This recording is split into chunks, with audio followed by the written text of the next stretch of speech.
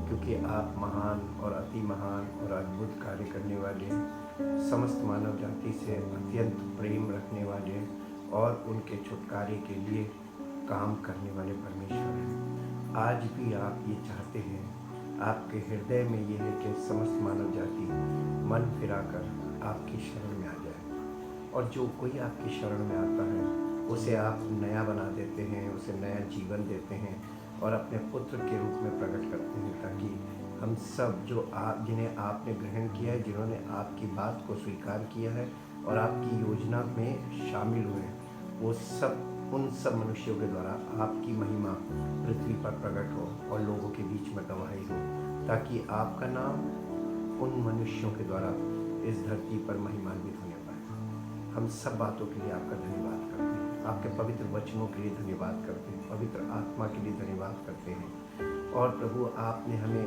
एक कलीसिया बना रहे हैं आप, ताकि उस कलीसिया में आपकी सामर्थ के द्वारा लोग आपकी महिमा के कारण प्रकट हों, और आपकी महिमा उन लोगों के द्वारा जहाँ जहाँ से आते हैं वहाँ वहाँ प्रकट हो, और आपकी योजनाएं उन लोगों तक पहुँचे जिन्होंने अभी आपका वचन नहीं सुना है, जो लोग कभी कलीसिया में नहीं गए। उन लोगों के संपर्क में आकर प्रभु उनके जीवन में आपकी महिमा प्रकट हो, और सारा आदर सारी महिमा आप ही को मिले।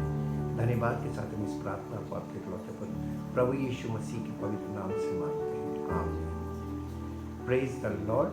परमेश्वर का धन्यवाद करते हैं, क्योंकि परमेश्वर अद्भुत युक्ति करने वाला, सामर्थ के अद्भुत काम करने वाला और अपनी योजना के अनुसार कार्य करने वाला और अपने वचन को पूरा करने वाला परमेश्वर है। हम उसका जितना भी धन्यवाद करें वो कम है। आज मैं एक नए विषय को लेकर आपके बीच में हाजिर हूँ, और वो विषय है कि परमेश्वर, मनुष्य की आत्मा और परमेश्वर की आत्मा और पवित्र आत्मा और परमेश्वर का वचन और प्रभु यीशु मसीह, इन सब चीज़ों का कैसे सर्किट बनता है, यानी किस तरीके से ये चीज़ें हमारे जीवन से जुड़ सकती हैं और हमारे जीवन में ये क्या प्रभाव उत्पन्न कर सकती हैं। इसे समझने के लिए हम आज के विषय को शुरू करेंगे। मनुष्य की आत्मा यानी स्पिरिट ऑफ मैन, ये यहोवा का दीपक है। दीपक का मतलब होता है वो लैंप है, हार्डवेयर। मनुष्य की आत्मा क्या है? वो परमेश्वर का, प्रभु का दीपक है, और प्रभु का दीपक अर्थात मनुष्य की आत्मा जो है वो लैंप है, और एक लैंप को जलाने के लिए आग चाहिए। आग, और परमेश्वर का वचन आग है। तो परमेश्वर का वचन वो आग है जो मनुष्य के आत्मा को, जो दीपक है उसमें अग्नि देता है, और इस आग को पवित्र आत्मा ही मनुष्य की आत्मा में लगा सकता है, और इसके अलावा कोई नहीं। यिर्मयाह नबी की पुस्तक में 23 अध्याय के 29 पद में इस प्रकार से लिखा हुआ है। यिर्मयाह नबी की पुस्तक, उसका 23 अध्याय और उसके 29 पद में यहाँ पर ये बात लिखी हुई है, यहोवा की ये भी वाणी है, क्या मेरा वचन आग सा नहीं है? फिर क्या वो ऐसा हथौड़ा नहीं जो पत्थर को फोड़ डाले? यानी परमेश्वर का वचन आग सा है, और इसका मतलब परमेश्वर की जो अग्नि है वो परमेश्वर के मुख से निकला हुआ वचन जो है, जो परमेश्वर की आत्मा के द्वारा बोला गया वचन है, वो आग है, वो परमेश्वर की आग है। आग का काम बहुत इम्पोर्टेंट है। आग प्यूरिफिकेशन का काम करती है। आग जिन चीज़ों को जला देती है, इसका मतलब कि वो आग में नहीं ठहर सकी, और जो चीज़ें आग में डलकर निखर जाती हैं वो केवल गोल्ड को छोड़ा और कुछ नहीं है, क्योंकि गोल्ड ही एक ऐसी धातु है, सोना एक ऐसी धातु है जिसे आग में जितना डालते हैं उतना वो प्यूरिफाई होती है, उतनी वो कीमती भी होती जाती है। और इस आग को पवित्र आत्मा ही मनुष्य की आत्मा में लगा सकता है, यानी पवित्र आत्मा ही परमेश्वर के मुख से निकले हुए वो वचन को हम मनुष्य की आत्मा में ले जाने का काम करता है, और पवित्र आत्मा ही इस कार्य के लिए को कर सकता है, क्योंकि मनुष्य की आत्मा तक कोई चीज़ पहुंच नहीं सकती। नीति वचन की पुस्तक के 20 अध्याय के 27 पद में ये बात लिखी हुई है। नीति वचन 20 अध्याय उसके 27 पद में इस प्रकार से लिखा है, 20 अध्याय के 27 पद में, मनुष्य की आत्मा यहोवा का दीपक है और वो मन की सब बातों की खोज करता है। मनुष्य की आत्मा जो है वो सब बातों की खोज करती है, यानी मनुष्य के अंदर जो आत्मा है वो परमात्मा को खोजती है, क्योंकि वो ही एक ऐसा मनुष्य के अंदर भाग है जो परमात्मा से यानी आत्मा से कनेक्ट हो सकता है। मनुष्य की आत्मा ही परमेश्वर की आत्मा से कनेक्ट हो सकती है, और इसलिए परमेश्वर ने मनुष्य की आत्मा तक पहुंच बनाने के लिए बहुत सोच समझ के योजना बनाई है मनुष्य के उद्धार के लिए। पहला कुरिन्थियों 2 अध्याय की 11 और 12 पद में भी यही बात लिखी हुई है। पहला कुरिन्थियों 2 अध्याय और उसके 11 और 12 पद में इस प्रकार से लिखा हुआ है, मनुष्यों में से कौन किसी मनुष्य की बातें जानता है? केवल मनुष्य की आत्मा जो उसमें है, वैसे ही परमेश्वर की बातें भी कोई नहीं जानता, केवल परमेश्वर का आत्मा।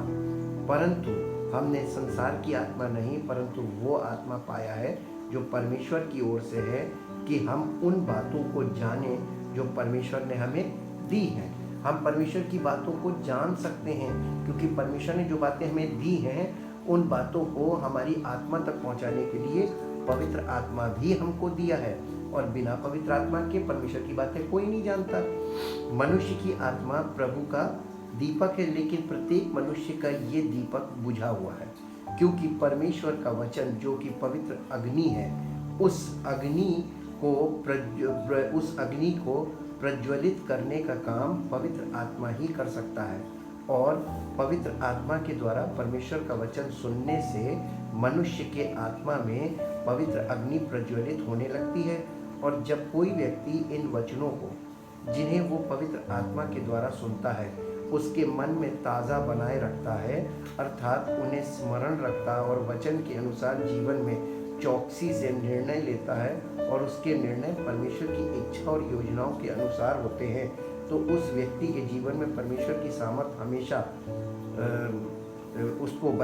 उस व्यक्ति को बचाने के लिए कार्य करती रहती है। याकूब की पत्री उसके पहले अध्याय के 21 से 25 पद तक पढ़ेंगे। याकूब की पत्री उसका पहला अध्याय उसके 21 से 25 पद तक, जहाँ इस प्रकार से लिखा हुआ है, याकूब की पत्री पहला अध्याय 21 से 25 पद तक, इसलिए सारी मलिनता और बैर भाव की बढ़ती को दूर करके उस वचन को नम्रता से ग्रहण कर लो जो हृदय में बोया गया है और जो तुम्हारे प्राणों का उद्धार कर सकता है।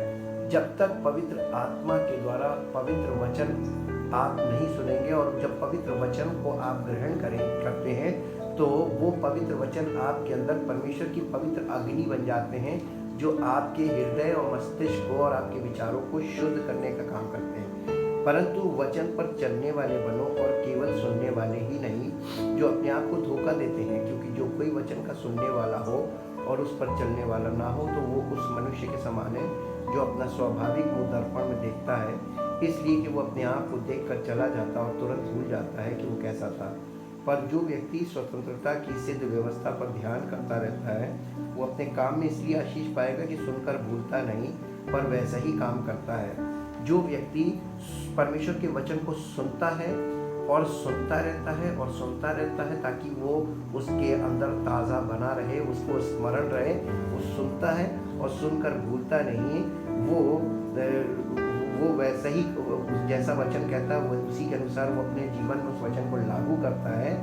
यदि कोई वो करता है तो भूलता नहीं, वो ऐसे ही काम करता, वो आशीष पाता परमेश्वर से। इसीलिए लिखा है कि वो इसलिए आशीष पाएगा। आपको परमेश्वर आशीष देने को तैयार है, लेकिन क्या आप परमेश्वर के वचन को ग्रहण करने को तैयार हैं? आप परमेश्वर के वचन पर ध्यान लगाने को तैयार हैं? क्या आप परमेश्वर के वचन को स्मरण रखने के लिए तैयार हैं, जो आपके प्राणों का उद्धार कर सकता है? और इसीलिए बार बार इस बात पे जोर दिया जा रहा है कि वचन पर ध्यान करो, वचन को सुनने में ध्यान लगाओ, वचन को ध्यान से सुनो, ताकि ये पता चले कि ये वचन आपके प्राणों में जाकर काम करे और आपके प्राणों में परमेश्वर की सामर्थ्य प्रकट हो और आपके प्राणों का उद्धार हो, जिसे हम प्रथम पुनरुत्थान कहते हैं। प्रभु जो स्वयं वचन था वो देहधारी हुआ। तो वो वचन, ये जो आदि में वचन था, वचन परमेश्वर के साथ था, यानी शुरू से परमेश्वर वचन के रूप में है। लेकिन ये वचन किस तरीके से था, हम आज इसको थोड़ा सा ध्यान देंगे कि यूहन्ना रचित सुसमाचार पहले अध्याय के पहले पद में लिखा, आदि में वचन था और वचन परमेश्वर के साथ था और वचन परमेश्वर था। यही आदि में परमेश्वर के साथ था और सब कुछ उसी के द्वारा उत्पन्न हुआ, और जो कुछ उत्पन्न हुआ है उसमें से कोई भी वस्तु उसके बिना उत्पन्न नहीं हुई। और उसमें जीवन था, वो जीवन मनुष्यों की ज्योति था। और इसके बाद 14 पद में लिखा है कि वचन और वचन देहधारी हुआ और अनुग्रह और सच्चाई से परिपूर्ण होकर हमारे बीच में डेरा किया, और हमने उसकी ऐसी महिमा देखी जैसे पिता के इकलौते की महिमा। यानी ये वचन जो था वो जब देहधारी हुआ, वही प्रभु यीशु मसीह में प्रकट हुआ। यानी प्रभु यीशु मसीह में वो वचन प्रकट हुआ। प्रभु यीशु मसीह वचन जब देहधारी हुआ तो वो परमेश्वर के पुत्र के रूप में प्रकट हुआ, और उसने मनुष्यों के उद्धार के लिए एक काम किया, वो सिद्ध बलिदान पूर्ण किया जिसके बिना कोई भी परमेश्वर तक पहुंच ही नहीं सकता था। और इसके बाद उसने, यीशु मसीह ने जो जीवित वचन है, उसने स्वयं कहा, लूका रचित सुसमाचार 12 अध्याय का 49 पद, लूका रचित सुसमाचार 12 अध्याय और उसके 49 पद में, चैप्टर 12 वर्स 49, 12 अध्याय के 49 पद में यीशु मसीह ने कहा, मैं पृथ्वी पर आग लगाने आया हूँ और क्या चाहता हूँ केवल ये कि अभी सुलग जाती। यीशु मसीह, कई बार हम लोग जब इमेच्योर होते हैं और इमेच्योर लोग ये बातें पढ़ते हैं तो वो इस बात से ठोकर खाते हैं कि यीशु मसीह कैसी आग लगाने आया था। यीशु मसीह वचन की आग लगाने आया था ताकि लोगों के हृदय शुद्ध हो जाएं, वचन उनके अंदर, उनके हृदय में जाए और उनके हृदय में प्यूरिफिकेशन का काम करे, शुद्धिकरण का काम करें, ताकि प्रत्येक मनुष्य परमेश्वर के सामने शुद्ध रूप में वो प्रकट कर सके, ताकि प्रभु यीशु मसीह का पूर्ण कार्य हमारे जीवन में पूर्ण हो सके। इसीलिए यूहन्ना बपतिस्मा देने वाले ने भी प्रभु यीशु मसीह के विषय में ये गवाही दी थी कि वो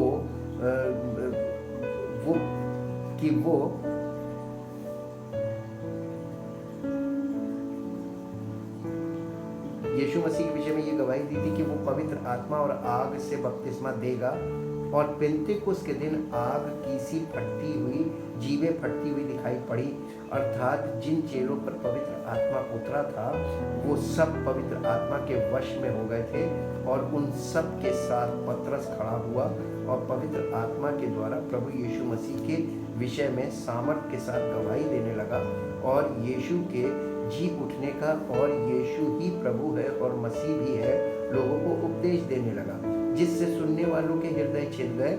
इस बात से ये साबित हो जाता है कि पवित्र आत्मा जब बोलता है तो सुनने वाले निरुत्तर हो जाते हैं, और इसीलिए उनके हृदय छिद गए, अर्थात उनके हृदय में ये प्रश्न पैदा हो गया कि हम क्या करें, क्योंकि लिखा है कि उनके सुनने वालों के हृदय छिद गए और वो प्रेरितों से पूछने लगे कि हम क्या करें। इसका मतलब उनके सामने एक प्रश्न खड़ा हो गया कि अब परमेश्वर के अनुसार एक ही विकल्प है परमेश्वर तक पहुंचने का, परमेश्वर की शरण लेने का। प्रत्येक मनुष्य के लिए ये आवश्यक है कि परमेश्वर के वचन जो पवित्र आत्मा के द्वारा वो सुनता है उस पर विश्वास करे, अर्थात उसे परमेश्वर की वाणी समझकर ग्रहण करे और उसी के अनुसार जीवन को संचालित करे, तो परमेश्वर की सामर्थ उसके जीवन की हर निर्बलता में प्रकट होकर उसे सामर्थ्य प्रदान करती रहेगी। व्यवस्था विवरण की पुस्तक उसके 5 अध्याय के 24 पद में हम देखेंगे, व्यवस्था विवरण की पुस्तक उसके 5 अध्याय के 24 पद में इस प्रकार से लिखा हुआ है, और तुम कहने लगे हमारे परमेश्वर यहोवा ने हमको अपना तेज और अपनी महिमा दिखाई है, और हमने उसका शब्द आग के बीच में से आते हुए सुना। आज हमने देख लिया कि यद्यपि परमेश्वर मनुष्यों से बातें करता है तो भी मनुष्य जीवित रहता है, यानी फिजिकली अलाइव रहता है। परमेश्वर जब मनुष्य से बात करता है, तो जब कोई व्यक्ति परमेश्वर का वचन सुनता है, परमेश्वर का वचन सबसे पहले जब इन लोगों ने सुना था, जो परमेश्वर ने स्वयं मूसा को बोला था, उस समय ये लोग खड़े देख रहे थे और ये देख रहे थे कि मूसा आग के बीच में गया और उस आग में से वाणी निकल रही थी। इन्हें मूसा तो दिखाई नहीं दिया, केवल आग दिखाई दी और वाणी सुनाई दी। इसीलिए परमेश्वर के वचन को आग सा बताया है, क्योंकि परमेश्वर का वचन, परमेश्वर जो स्वयं धधकती हुई आग है, यानी बहुत ज़बरदस्त अग्नि है परमेश्वर। और वो अग्नि क्या करती है? वो प्योरिफिकेशन का काम करती है, जजमेंट का काम करती है। ये अग्नि के विशेषताएं हैं। और इसीलिए निर्गमन की पुस्तक उसके 3 अध्याय में हम देखेंगे, मूसा ने भी परमेश्वर से जब पहली बार परमेश्वर ने उससे बात की थी, उस समय भी अग्नि में से ही वाणी उसने सुनी थी, क्योंकि परमेश्वर के वचन हमेशा अग्नि में से प्रकट हुए हैं और सुनाई दिए हैं। इसलिए निर्गमन की पुस्तक के 3 अध्याय के पहले पद से पढ़ेंगे। मूसा अपने ससुर यित्रो नामक मिद्यान के याजक की भेड़ बकरियों को चराता था और वो उन्हें जंगल की पश्चिमी ओर होरेब नामक पर्वत के परमेश्वर के पर्वत के पास ले गया। और परमेश्वर के दूत ने एक कटीली झाड़ी के बीच आग की लौ में उसको दर्शन दिया और उसने दृष्टि उठाकर देखा कि झाड़ी जल रही है और पर भस्म नहीं होती। तब मूसा ने कहा, मैं उधर जाकर इस बड़े आश्चर्य कर्म को देखूंगा कि वो झाड़ी क्यों नहीं जल जाती। जब मूसा ने देखा कि जब यहोवा ने देखा कि मूसा देखने को मुड़ा चला आता है, तब परमेश्वर ने झाड़ी के बीच से उसको पुकारा, हे मूसा, हे मूसा। मूसा ने कहा, क्या आज्ञा? उसने कहा, इधर पास मत आ और अपने पाँव से जूतियों को उतार दे, क्योंकि जिस स्थान पर तू खड़ा है वो पवित्र भूमि है।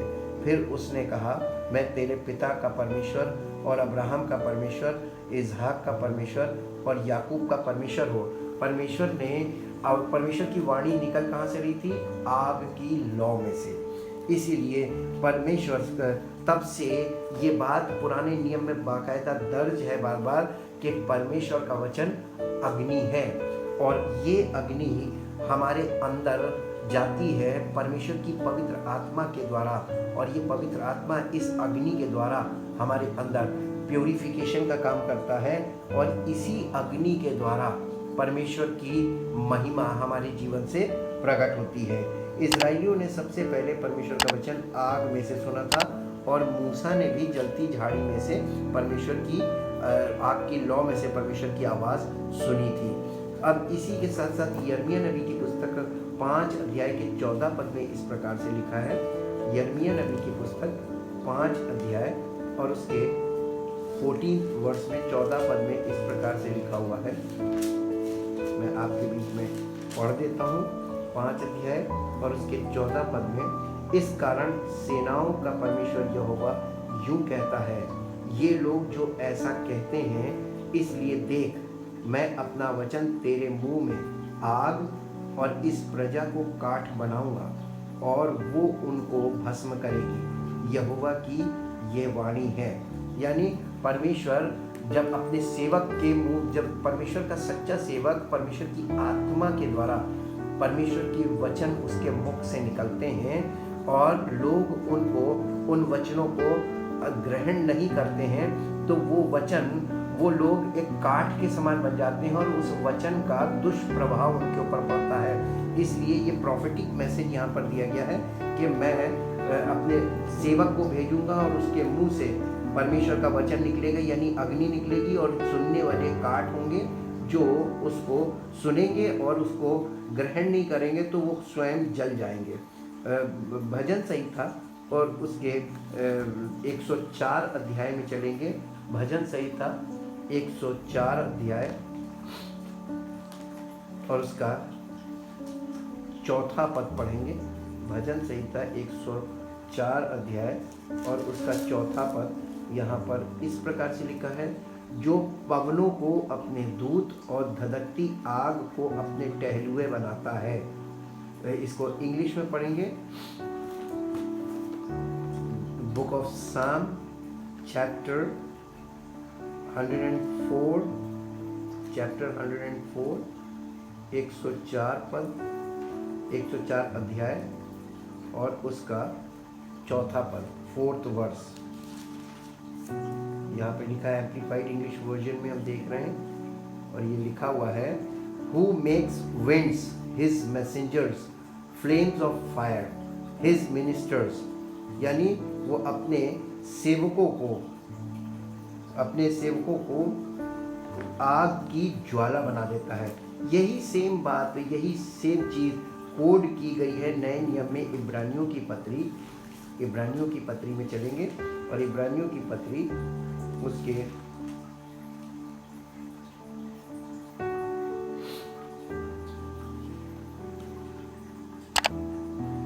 7 पहले अध्याय के 7 पद में लिखा है, और स्वर्गदूतों के विषय में ये कहता है, वो अपने दूतों को पवन और अपने सेवकों को धधकती आग बनाता है। वो यानी स्वर्गदूतों को तो वो पवन बना देता है और अपने सेवकों को धधकती आग बनाता है, ताकि उनके अंदर से परमेश्वर के वो वचन अग्नि के रूप में जो है, वो वचन रूपी अग्नि उनके मुख से निकले, और उस अग्नि के द्वारा लोग सुनकर उनके जीवन में उसकी सामर्थ्य प्रकट हो। इसीलिए पहला कुरिन्थियों 3 अध्याय पौलुस ने ये चिट्ठी लिखी थी कलीसिया को, और ये बताया था। पहला कुरिन्थियों 3 अध्याय और 3 अध्याय के 11 पद में हमने देखेंगे, यहाँ पर लिखा हुआ है, बल्कि 10 पद से पढ़ेंगे। परमेश्वर के उस अनुग्रह के अनुसार जो मुझे दिया गया, मैंने बुद्धिमान राजमिस्त्री के समान नींव डाली। ये सेवकाई के विषय में है, सेवक के और सेवकाई के लिए। और दूसरा उस पर रद्दा रखता है, परंतु हर एक मनुष्य चौकस रहे, हर एक सेवक चौकस रहे कि उस पर कैसा रद्दा रख रहा है। दूसरा उस पर रद्दा, परंतु हर एक मनुष्य चौकस रहे कि वो उस पर कैसा रद्दा रखता है, क्योंकि उस नींव को छोड़ जो पड़ी है और वो यीशु मसीह है, कोई दूसरी नींव नहीं डाल सकता। यदि कोई इस नींव पर सोना या चांदी या बहुमूल्य पत्थर या काठ या घास या फूस या का रद्दा रखे, तो हर एक का काम प्रकट हो जाएगा, क्योंकि वो दिन उसे बताएगा, इसलिए कि आग के साथ प्रकट होगा, और वो आग हर एक का काम परखेगी कि कैसा है। जिसका काम उस पर बना हुआ स्थिर रहेगा वो मजदूरी पाएगा। यदि किसी का काम जल जाएगा तो वो हानि उठाएगा, पर वो आप बच जाएगा, परंतु जलते जलते। यानी ये जो हम सेवकाई कर रहे हैं लोग, इन सब के कामों को परखने का काम कौन करेगा? आग क्या है? परमेश्वर का वचन। ये परमेश्वर के वचन के आधार पर परखा जाएगा, और अगर वो परमेश्वर के वचन के आधार पर सही नहीं पाया गया तो मिलेगा कुछ नहीं और उल्टा नुकसान हो जाएगा। तो वो काम क्यों करे कि मिले भी ना कुछ और मौका भी ना मिले, जीवन भी जाए और समय भी जाए और सब कुछ नष्ट हो जाए। इसलिए करने से पहले सब कुछ सोचना चाहिए, और गलत रिजल्ट प्राप्त करने से पहले सोच समझ के करके सही रिजल्ट प्राप्त किया जा सकता है। According to the grace, English में हम इसी को पढ़ेंगे, 1 Corinthians chapter 3 verse 10। According to the grace, the special endowment for my task of God bestowed on me, like a skillful architect and master builder, I laid the foundation, and now another man is building upon it. But let each man be careful how he builds upon it. For no other foundation can anyone lay than that which is already laid, which is Jesus Christ the Messiah, the anointed one. But if anyone builds upon the foundation, whether it be with gold, silver, precious stones, wood, hay, straw, the work of each one will become plainly, openly known, shown for what it is, for the day of Christ will disclose and declare it, because it will be revealed with fire, and the fire will test and critically appraise the character and worth of the work each person has done. If the work which any person has built on this foundation, any product of his efforts whatever survives this test, he will get his reward. But if any person's work is burnt up under the test, he will suffer the loss of it all, losing his reward, though he himself will be saved, but only as one who has passed through fire. यानी वो आग में से गुजर कर समझ लो बच गया, इस तरीके से होगा।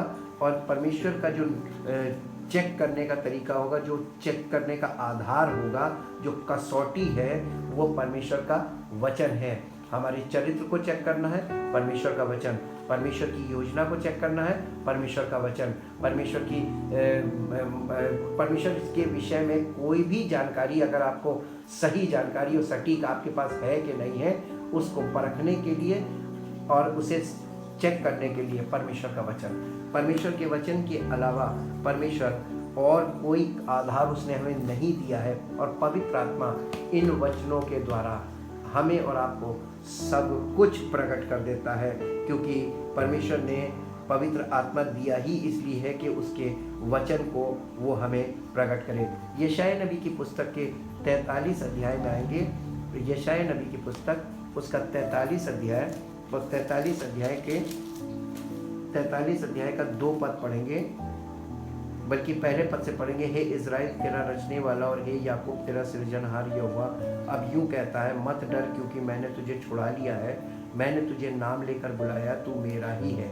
जब तू जल में होकर जाए मैं तेरे संग संग रहूँगा, और जब तू नदियों में होकर चले तब वे तुझे ना डुबा सकेंगी। जब तू आग में चले तब तुझे आँच ना लगेगी और उसकी लौ तुझे ना जला सकेगी, क्योंकि मैं यहोवा तेरा परमेश्वर हूँ, इज़राइल का पवित्र, मैं तेरा उद्धार करता हूँ। तेरी छुड़ौती में मैं मिस्र को और तेरे बदले कूश और सबा को देता हूँ। यानी परमेश्वर यहाँ पर ये बता रहा है इज़राइलियों को कि तुम मेरी दृष्टि में अनमोल हो, मैंने तुम्हारे लिए सब कुछ छोड़ दिया ताकि मैं तुम्हें किसी तरीके से निकाल लूँ और इस सांसारिक जीवन से और ये शारीरिक जीवन से छुड़ा लूँ और तुम्हें अपनी आत्मा और अपने वचन से भरकर अपनी महिमा में लेकर चलूँ, ताकि तुम मेरी महिमा का कारण बनो। ये जकरिया नबी की पुस्तक में आएंगे। जकरिया नबी की पुस्तक अंत के दिनों की भविष्यवाणियों से जुड़ी हुई है। द बुक ऑफ जकरिया, जकरिया नबी की पुस्तक, और उसके जकरिया नबी की पुस्तक का 13 अध्याय निकालेंगे। 13 अध्याय का 9 पद है। 13 अध्याय उसके 9 पद में इस प्रकार से लिखा हुआ है। 13 अध्याय 9 पद, उस तिहाई को, बल्कि इसको 7 पद से पढ़ेंगे। प्रभु के चरवाहे को मार डालने की आज्ञा, सेनाओं के यहोवा की वाणी है, हे तलवार मेरे ठहराए हुए चरवाहे के विरुद्ध, अर्थात जो पुरुष मेरा स्वजाति है उसके विरुद्ध चल। तू उस चरवाहे को काट, तब भेड़ बकरियां तितर बितर हो जाएंगे और बच्चों पर मैं अपने हाथ बढ़ाऊंगा। यहोवा की ये भी वाणी है कि इस देश के सारे निवासियों की 2/3 मार डाली जाएगी और बची हुई तिहाई उसमें बनी रहेगी। उस तिहाई को मैं आग में डालकर ऐसा निर्मल करूंगा जैसा रूपा निर्मल किया जाता है, और ऐसा जांचूंगा जैसे सोना जांचा जाता है। वे मुझसे प्रार्थना किया करेंगे और मैं उनकी सुनूंगा। मैं उनके विषय में कहूँगा ये मेरी प्रजा है, और वे मेरे विषय में कहेंगे यहोवा हमारा परमेश्वर है। किन के विषय में? जिनको परमेश्वर जांच लेगा आग की भट्टी में। ये वचन के द्वारा, ये वचन ही वो आग है जिसको वो हमारे अंदर भेजकर हमें जांचता है, हमारे हृदय के विचारों को जांचता है। और वो परमेश्वर का वचन है जो उसकी आत्मा के द्वारा हमारे अंदर जाता है जांच करने के लिए। और उसके साथ साथ परमेश्वर का वचन हमको जांचता भी है, और परमेश्वर हमको सोने की तरह परखेगा, जैसे सोना परखा जाता है। और सोने को शुद्ध करने का काम आग करती है। जब परमेश्वर हमको सोने की तरह परखना मांगता है तो अवश्य है कि परमेश्वर का वचन रूपी अग्नि पवित्र आत्मा के द्वारा हमारे भीतरी मनुष्य को सोने की तरह सोने को कुंदन में जैसे बदलते हैं आग, वैसे ही वो हमारे परमेश्वर का वचन हमारे मनुष्यत्व को कुंदन बना दे, ताकि परमेश्वर हमारे भीतरी मनुष्य को जब सोने के हिसाब से परखे तो हमारा भीतरी मनुष्यत्व कुंदन पाया जाए। और यही जो कार्य हमारे अंदर होता है, यही परमेश्वर की आत्मा के द्वारा होता है। और पवित्र परमेश्वर की आत्मा के लिए जो काम करने वाली टूल है, औजार है, वो परमेश्वर का वचन है, क्योंकि परमेश्वर का वचन आग भी है, परमेश्वर का वचन हथौड़ा भी है। और कहीं कहीं हथौड़े की ज़रूरत पड़ती है, वो हथौड़े का काम भी परमेश्वर का वचन ही करता है। और ताकि बेशेप चीज़ को तोड़ के हटाया जाए और उसको सही शेप में लाया जाए। और आग प्यूरिफिकेशन का काम करती है, जजमेंट का काम करती है, और हथौड़ा भी जजमेंट का काम करता है। जो चीज़ जहाँ गलत है उस गलत चीज़ को हटाने का काम करता है हथौड़ा। इसलिए पहला राजा और उसके 18 अध्याय के 24 पद में चलेंगे। यहाँ पर एक पद है, पहला राजा 18 अध्याय और उसके 24 पद में, पहला राजा के 18 अध्याय के 24 पद में यहाँ पर इस प्रकार से लिखा हुआ है, तब तुम अपने देवता से प्रार्थना करना और मैं यहोवा से प्रार्थना करूंगा, और जो आग गिराकर उत्तर दे वही परमेश्वर ठहरे। तब सब लोग बोल उठे, अच्छी बात। और एलिया ने बाल के नबियों से कहा, पहले तुम एक बछड़ा चुनकर तैयार कर लो, क्योंकि तुम तो बहुत हो। तब अपने देवता से प्रार्थना करना, परंतु आग न लगाना। तब उन्होंने उस बछड़े को जो उन्हें दिया गया था लेकर तैयार किया, और भोर से लेकर दोपहर तक वो ये कहकर बाल से प्रार्थना करते रहे, हे बाल हमारी सुन, हे बाल हमारी सुन। परंतु ना कोई शब्द और ना कोई उत्तर देने वाला हुआ। तब वे अपनी बनाई हुई वेदी पर उछलने कूदने लगे। दोपहर को एलिया ने ये कहकर उनका ठट्ठा किया, ऊंचे शब्द से पुकारो, वो तो देवता है, वो तो ध्यान लगाए होगा, या कहीं गया होगा, या यात्रा में होगा, या हो सकता है कि सोता हो और उसे जगाना चाहिए। और उन्होंने बड़े शब्द से पुकार पुकार के अपनी रीति के अनुसार छुरियां और बर्छियों से अपने अपने को यहाँ तक घायल किया कि लहूलुहान हो गए। वे दोपहर भर ही क्या, वरन भेंट चढ़ाने के समय तक नबूवत करते रहे, परंतु कोई शब्द सुनना पड़ा, ना तो किसी ने उत्तर दिया और ना कान लगाया। तब एलिया ने सब लोगों से कहा, मेरे निकट आओ, और सब लोग उसके निकट आए। तब उसने यहोवा की वेदी को जो गिराई गई थी मरम्मत की। फिर एलिया ने याकूब के पुत्रों की गिनती के अनुसार, जिसके पास यहोवा का ये वचन आया था, तेरा नाम इज़राइल होगा, 12 पत्थर छांटे और उन पत्थरों से यहोवा के नाम की एक वेदी बनाई, और उसके चारों ओर इतना बड़ा और गहरा एक गड्ढा खोद दिया कि उसमें 2 सा भी समा सके। तब उसने वेदी पर लकड़ी को सजाया और बछड़े को टुकड़े टुकड़े काट कर लकड़ी पर रख दिया, और कहा, 4 घड़े पानी भर के होम बलि पशु और लकड़ी पर उंडेल दो। तब उसने कहा, दूसरी बार भी वैसे ही करो। तब लोगों ने दूसरी बार भी वैसे ही किया। फिर उसने कहा, तीसरी बार करो। तब लोगों ने तीसरी बार भी वैसे ही किया, और जल वेदी के चारों ओर बह गया और गड्ढे को भी उसने जल से भर दिया। फिर भेंट चढ़ाने के समय एलिया नबी समीप जाकर कहने लगा, हे अब्राहम, इसाक और इज़राइल के परमेश्वर यहोवा, आज ये प्रकट कर कि इज़राइल में तू ही परमेश्वर है, और मैं तेरा दास हूँ, और मैंने ये सब काम तुझसे वचन पाकर किए हैं। हे यहोवा, मेरी सुन कि लोग जान लें कि हे यहोवा तू ही परमेश्वर है, और तू ही उनका मन लौटा लेता है। तब यहोवा की आग आकाश से प्रकट हुई और होम बलि को लकड़ी और पत्थरों और धूलि समेत भस्म कर दिया, और गड्ढे में का जल ही सूखा दिया। ये देख सब लोग मुंह के बल गिर कर बोल उठे, यहोवा ही परमेश्वर है, यहोवा ही परमेश्वर है। यहाँ पर परमेश्वर को यहाँ पे फिर दिखाया कि परमेश्वर ने आग के द्वारा उस भेंट को, उस बलिदान को एक्सेप्ट किया। परमेश्वर, हमारा परमेश्वर अग्नि है, और उसके वचन आग के है, वो आग है, और परमेश्वर के मुंह से जो वचन निकलते हैं वो आग के शोले हैं, और वही हमारे जीवन को ताज़ा दम करते हैं, वही हमारे जीवन को शुद्ध करते हैं, हमारे हृदय को, हमारे मस्तिष्क को, हमारे विचारों को। इसीलिए दूसरा थिस्सलुनीकियों उसका पहला अध्याय, दूसरा थिस्सलुनीकियों और उसका पहला अध्याय,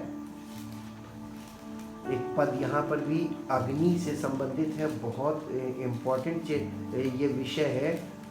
दूसरा थिस्सलुनीकियों उसका पहला अध्याय, पहले अध्याय का 8 पद पढ़ेंगे। यहाँ इस प्रकार से लिखा है, और जो परमेश्वर को नहीं पहचानते और हमारे प्रभु यीशु के सुसमाचार को नहीं मानते, उनसे पलटा लेगा। और इसीलिए लिखा हुआ है, इसको हम और ऊपर से पढ़ते 5 पद से पढ़ते हैं, पहला अध्याय 5 पद से। ये परमेश्वर के सच्चे न्याय का स्पष्ट प्रमाण है कि तुम परमेश्वर के राज्य के योग्य ठहरो, जिसके लिए तुम दुख भी उठाते हो, क्योंकि परमेश्वर के निकट ये न्याय है कि जो तुम्हें क्लेश देते उन्हें बदले में क्लेश दे, और तुम्हें जो क्लेश पाते हो हमारे साथ चैन दे। उस समय जबकि प्रभु यीशु अपने सामर्थी दूतों के साथ धधकती हुई आग में स्वर्ग से प्रकट होगा, और जो परमेश्वर को नहीं पहचानते और हमारे प्रभु यीशु के सुसमाचार को नहीं मानते उनसे पलटा लेगा। यीशु मसीह धधकती आग में प्रकट होगा, पलटा लेगा जो सुसमाचार को नहीं मानते और प्रभु यीशु मसीह पर विश्वास नहीं करते।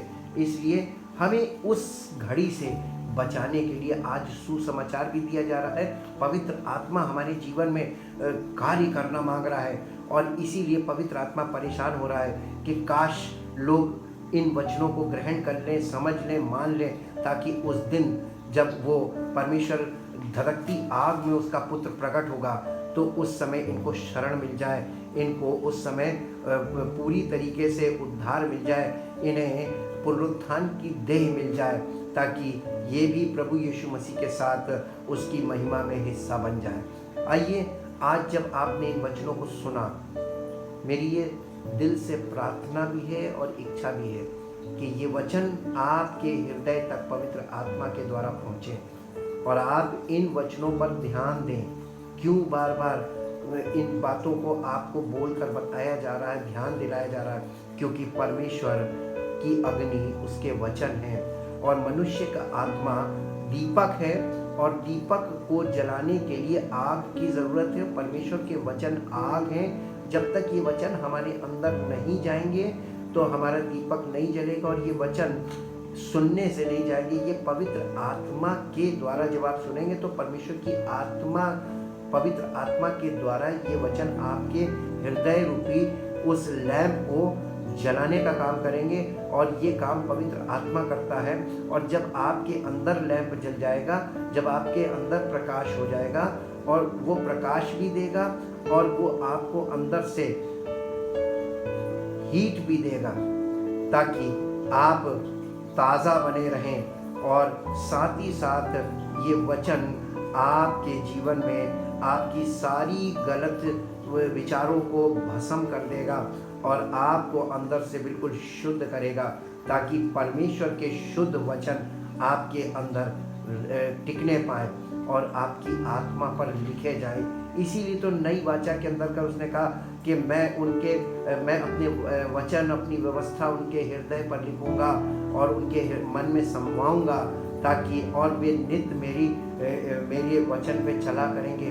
पवित्र आत्मा के द्वारा परमेश्वर शुरू से ये योजना बना के चल रहा है कि पवित्र आत्मा के द्वारा वो पवित्र वचन हमारे हृदय पर लिखे जाएंगे, और तभी हम वो उन बातों को अपने जीवन में लागू कर पाएंगे, क्योंकि जो हमारे हृदय पर लिखा होगा वही हम करेंगे।